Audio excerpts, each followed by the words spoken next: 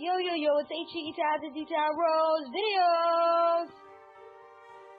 Yo, it's HE Tabs Detail Rose! So today, guys, I want to wish you a very, very, very Merry Christmas! Yay! Anyways, guys, I'm going to be doing, Christmas stories and stuff. I want to do that on my channel, and because I wanted to do, a Halloween story, but I decided not to, so yeah.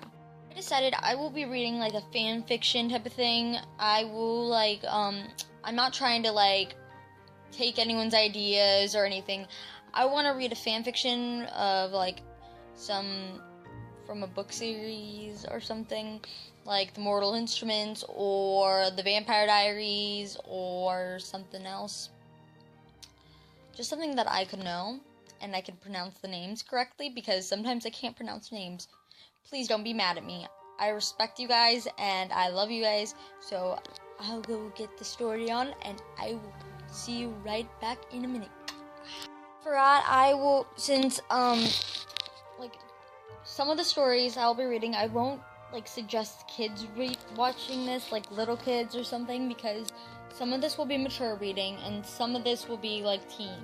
So just to warn you guys, whatever, I will see you guys right. First story is called A Very Close Christmas. One second, I gotta check and see who wrote the story, because I'm not gonna, if they say their name on there, I'm not gonna say it, because I don't want to do anything that makes anyone mad, so yeah. And it doesn't say the name, so let's get to the story. Introducing A Very Close Christmas. Simon, what should I get him? He doesn't have any, normal interests, Clary whined to her best friend as they walked through the huge outdoor market. Well, you could get him a Dungeons and Dragons membership so he can play or box instead of Lord of the Rings, Simon went on. Clary sighed in exasperation. It's Christmas Day, she yelled, and all the time settling issues in Idris put us back to one day on the Christmas schedule. Simon gave her an awkward boy pat on her shoulder. There's got to be something that can please even Jace. What did you get Izzy? Clary inquired, changing the subject. Oh, it's kind of a long story, Simon said steadily. One night I had kind of told her the whole plot of Star Wars, and hey, she remembered it, so I bought Izzy the movie set and the Darth Vader t-shirt. Clary burst out with laughter, tears coming out of her eyes. What? Simon asked in bewildered. That's so geeky, Clary exclaimed, yet so highly adorable, but then something caught her eye. Chopin Seconds Sontena. Sorry if I mispronounce it, so back to the story. Blazed across the top of the page, and under it were complex notes and time signatures for the piano. It was a whole stand dedicated to the music pieces, and Clary immediately bought the piece. She then walked to the stand of fresh-cut flowers and picked a bouquet of classical red roses. Perfect, Clary squealed and grabbed Simon's arm. Let's go home, said Simon, and they hailed a taxi and sped away. As Clary stepped out of the cab on her street, she strolled to her house, humming. Jocelyn waved to Clary while washing some apples for later. Clary ran to her room, pulling out a white note card, and on the unlined side, she wrote a note, tucking it into the red roses, and excitement rose in her belly, and Clary's mind thrummed with joy of Noel. Clary had a dilemma, though. What would she wear on her first Christmas with Jace? Clary picked up jeans, and they went sailing across the room into a pile. Clary tore her hair, hot tears running down her face. Clary, Jocelyn asked.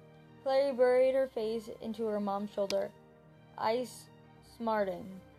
Jocelyn cooed and brought out a bag. I'm sorry I forgot to get this to you earlier, she chuckled. Clary looked up suspiciously. In the bag was the most gorgeous dress. It was the same bottle green as her coat, and had little gold buttons reaching the V-neck of it. The top was fitted and the bottom was flared out. It was all made of velvet. Clary hugged and thanked her mother and pulled on the dress. Clary put on tall black boots and shrugging her coat.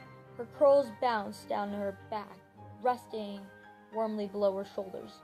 Before Clary left, she was confronted by a stern Jocelyn. "What are the rules?" Jocelyn asked.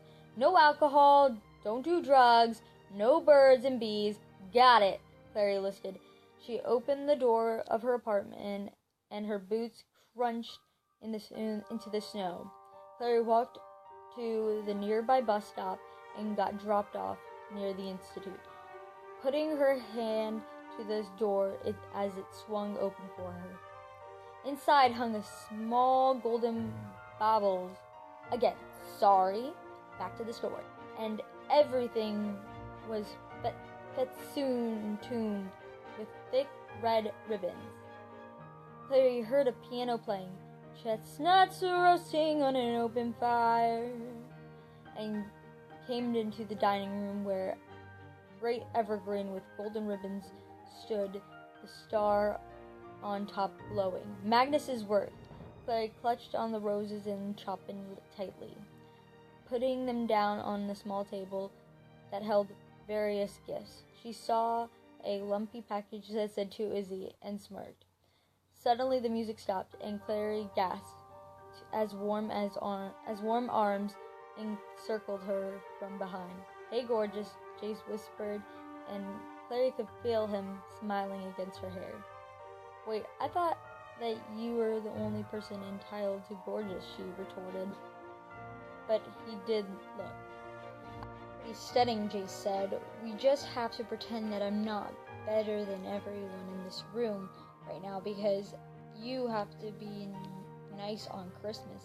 "Jace Harrendell," Clary admonished him, "you are going to take a bucket of coal right in your stocking."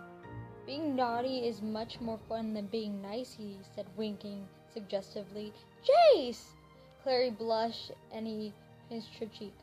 "Aw, you're so cute when you're embarrassed," Jace said sardonically as Simon and Izzy came over. Simon had cleaned up and was wearing contacts tonight, a sports coat over his Superman tee, and Isabel looked stunning as always in a floor-length red satin dress and pinned at the shoulder and flowed down her body. She even put on matching red lipstick, and her dark eyes sparkled in the pale, unmarked expanses of her face. "Clary, you look like a darling, and Jace, straighten your tie." Izzy clucked, straightening his green tie that was fastened to a white button-down shirt. Jace's hair got ruffled as he raskishly slid his fingers through the gold mess, grinning as Izzy tucked in back of his shirt. Magnus and Alec sat in the corner looking serious and fawning over each other. Magnus reached over for Alec and pulled him into a kiss. "Tweet, tweet," Jay's cat called. "Do you hear the lovebirds?" Alec grew as red as a beet, breaking away from Magnus, who looked bored, yawned. Jace laughed, sides heaving as Isabel scolded him. Magnus and Alec strolled over, Alec still fuming. "Do calm down, Alec darling," Magnus said. "I feel as though it's ruining the mood." This comment, however, made Jace laugh even harder, and Clary looked down, snickering. They soon fell into an uproar of laughter, excluding Magnus, who idly spun golden light, and Alec, whose face burned. "Okay," Jace gasped, calming down. "All right." The laughter died down. "Presents?" Clary asked, to a chorus of "Yes!" First, Alec opened his gift from Magnus and bow and arrows that Magnus had enchanted with things like true aim and fire. He hugged Magnus delightedly, and as he tore open her gift from Simon, turning pink, she giggled as she kissed him on the cheek. More people went around opening gifts, and Clary gave Jace her gift, the last one of the night.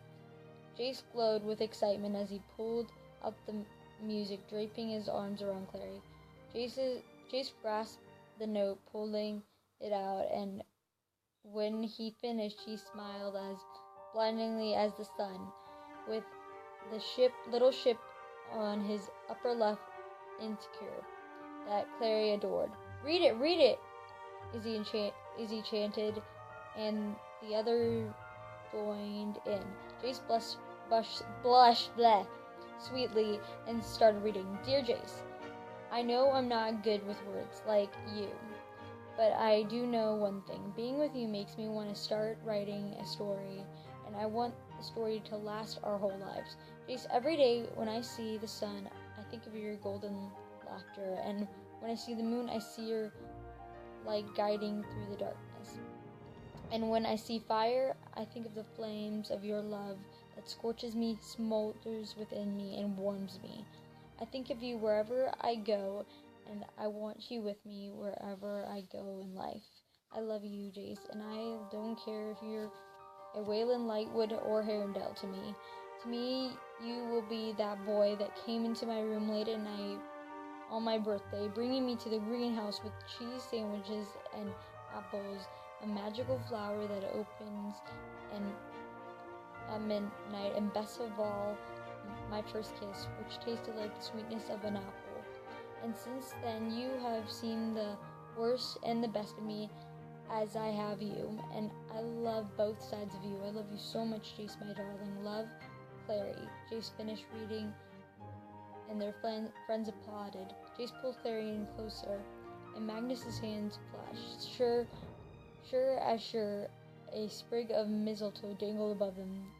I love you, Clary, Jace said. I love you too, Jace, Clary replied, sealing the best Christmas ever with a kiss. The end. So what do you guys think of that story? I probably messed up on lots of words because sometimes I can't pronounce words and stuff. So yeah. I'm going to be reading the next story in a few seconds as soon as I get to it. Yay! Also, guys, don't judge me if it's Only Clace or something, because I love all the other shippers, but to be honest, Clace is my number one favorite, so I will be doing Clace mostly. If I do other shippers, then I hope you guys enjoy that. So the second story is called, let me look at them for a second. Damn it. What happened? Okay. Of Christmas Trees and Demons. This one has a bit of fluff, sexual content, so as you know, don't listen to this part if you are 13 years or younger or something, because this stuff is very heavy smut, and I don't want you guys to hate me or anything, so I'll see you in a bit. Chapter 1. I still don't get why I had to come. You really don't want to have to wait till the last moment to get your present, do you? Jay silently sulked as he and Clary walked together along the New York sidewalk. Clary next to getting shoved aside by the sheer volume of the crowd. Jace never answered as he paused to yank her petty form over to him and took her arm in his own. She didn't get carried away. He steered them into the nearest shop, eyes hovering a second to the long and the clad models in the window. Clary's hair was messed up at the back, the light causing it to look more ginger than it should have been.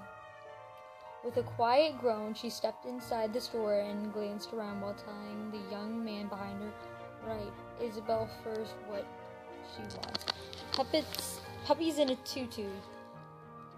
Clary ignored Jace's comment, knowing he wasn't taking the whole Christmas thing seriously at all, which made her guess, "You don't like Christmas." Jace tore his eyes from the other lingering model next to the door to answer her with, "Not particularly. Isabel always insists we put up a tree." They said nothing else as they walked over to the escalator and moved to the upper floor, where Jay stopped dead, looking as if he might make a run for it at the sight of the dresses. Short cocktail ones to the knee, long flowing ball gowns, all colors. "If you knock me out right this moment," Jay started muttering, but Clary clamped a hand over his mouth and scoffed. "Come on, Scrooge." He watched her with a raised eyebrow as she walked over to the nearest aisle, her Christmas tree earrings swinging a little, and picked up a short gold-colored dress and hung it from her finger to show him. Jace was silent, and Claire pressed him. "Well, you're seriously asking me to give an opinion on a dress? Okay, then." Clary watched his eyes flicker in a mysterious way. "I'd prefer it if it was on the floor around your feet."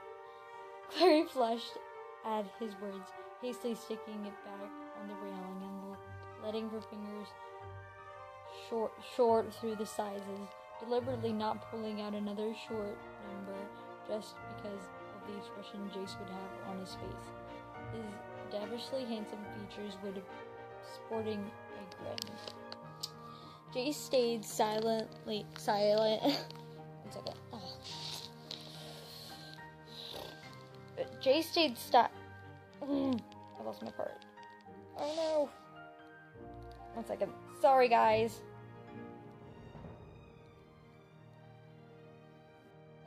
I'm sorry. I kind of lost my part in the story.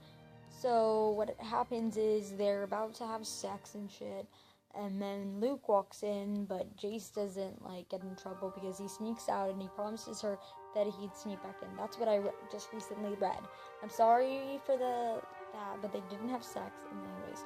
So I will be making more video, I'll probably make part 2 for this tomorrow because my throat is hurting and I'm not going to be reading anymore for the rest of the night. So I will see you guys later or tomorrow I'll probably just see you guys tomorrow and then I'll finish it because my throat hurts badly and I cannot read anymore. So I will see you guys later. And you guys will be ready for the next part of this story that I'm just reading and I messed up.